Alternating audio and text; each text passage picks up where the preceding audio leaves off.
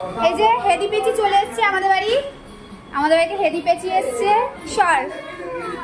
আর এদিকে কি করছে আমার বরমশাই, এই যে বরমশাই আসাতেই এই মাত্র এলো।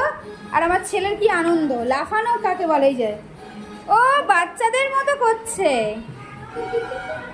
আমি চিকেন পকোড়া চিকেন ছাড়িগুলো ভাজছি। আমি কি রান্না করছি, তুই খাবি না তো? খাবি না তো, হ্যাঁ কি না বল। ভিডিওতে যেটা রেকর্ড হবে সেটাই খাবি তো, ঠিক আছে।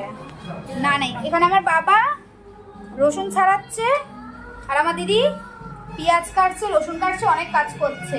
কারণ আমার দিদি হচ্ছে বানাবে এই যে চিকেন, আর আমি এখন বানাবো ওদের জন্য। এগুলো সব রেডি করলাম, চিকেন সাথে আর চিকেন পকোড়া। এই যে আমার বরমশাই এসেই আমাকে সরিয়ে দিল, তর সইল না। আমি বললাম যে আমি ট্রাই করছি, দাও, তর সইল না, নিজে আমাকে সরিয়ে দিয়ে নিজেই এখন হাতে লাগিয়ে দিয়েছে। হ্যাঁ ফালতু কখন আইছে, তাহলে এগুলো কি করে করলাম গো? তুমি সবসময় এরকম বলো। নিজে কিছু রান্না করতে দেবে না, চলে আসলে। আর আমার দিদি, বাবারে বাবা, এত রসুন ছুলেছে আমার বাবা, আর পেঁয়াজ কেটে চলে দিস, সব ছুলে দিয়েছে। অনেক চিকেন হবে।